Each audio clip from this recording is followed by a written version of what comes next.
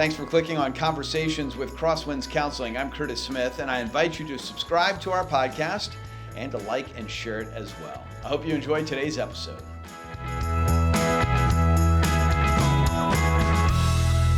Hi, everyone, and welcome to Conversations with Crosswinds Counseling. I'm Curtis Smith, your host, and today we're joined by Tessa Duncan. She is one of the counselors for Crosswinds Counseling in Indianapolis. Tessa, thank you for being with us today. Of course. We're talking about a topic today that is so widespread. It is such a common thing in today's world, but for many people, my age certainly, we didn't grow up with it. And so it's something that we still need to make sure we're talking about and keep in the conversation of mental health, and that is social media. Wow, that's a big topic to unpack. But when we think about the way that social media is impacting people's mental health, what comes to mind for you? What are some of your big picture thoughts on social media and the role it's playing in our world today? Yeah, so I think it kind of falls into two camps. So we do have a lot of positives that come with social media. Yeah. So thinking about positives, it's definitely a way of connection for people. So especially people on Facebook, connecting with family members that maybe don't live in town or live in state, they can still connect with them and see what's going on in their lives. Also for people that belong to like a marginalized community, so maybe like a person of color or LGBTQIA community, maybe they don't feel safe in their community, or they don't feel like there's anyone that they can connect with locally, so they can kind of find support on an online community. So those are some very positive things about social media, but then we also have the downsides.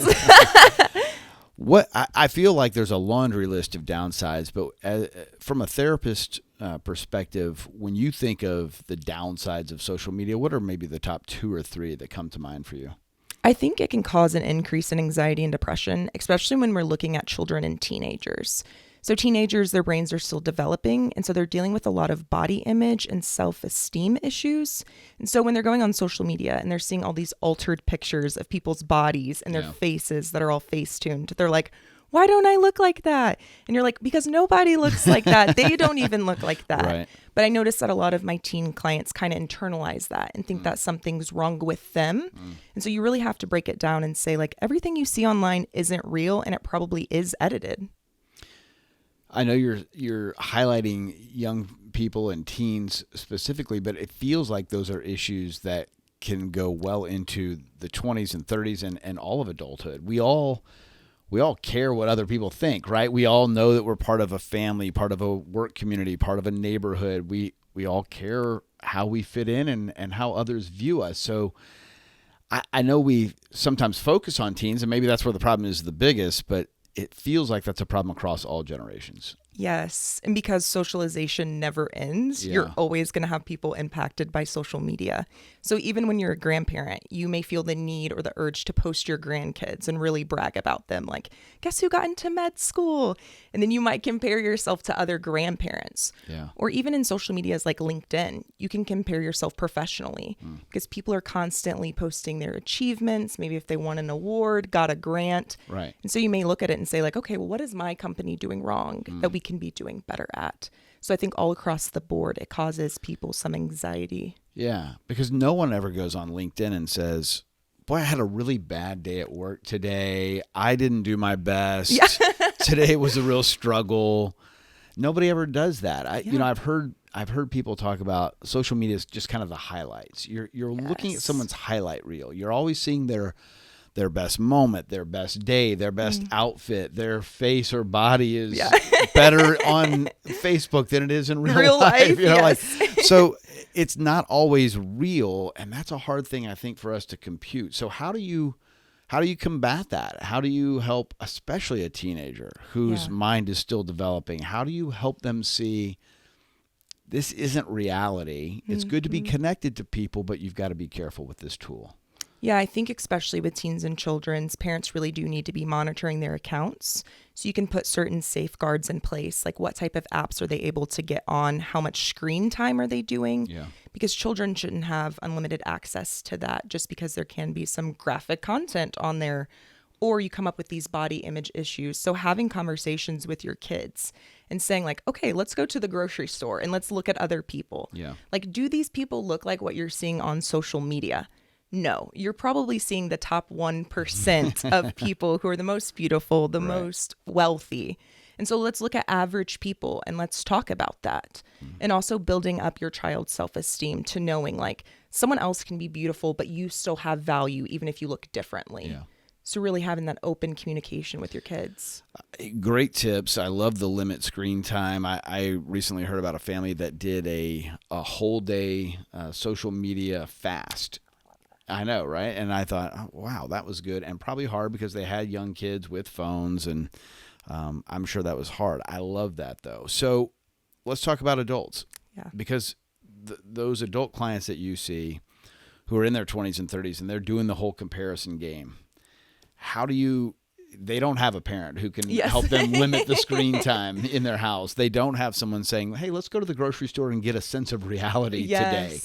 So when you're an adult and you're struggling with some of these same issues, what tips would you have for somebody out there right now who's thinking, gosh, I spend too much time on social media. I get too sucked into it. I believe everything I'm seeing is the only reality out there. What would you say for those folks? Yeah, I would say for adults, also limit your screen time, especially if you're a parent, because you have a child looking up to you, seeing what you're doing, but having those replacement things to do. So instead of waking up every morning and checking my phone, I'm going to go for a walk, or I'm going to read my Bible or read my book. So having that replacement behavior. Also with like iPhones, you can check your screen time. So saying like, hey, I'm going to put a cap on myself, 2 hours. Or when you come home from work and you feel that like urge to check your phone, checking your motivations. Like, why am I checking my phone or this social media app? Is it so I can connect with family members, or am I checking to see how many people liked my post from last week? Because if that's the case, maybe I'm seeking validation, which means you're seeking connection. So instead of getting online and checking your likes, why don't you call a family member, call a friend, be with people and get that real world connection that actually provides you with validation that's real. Right. I love that. And I love what you said there about alternative ideas.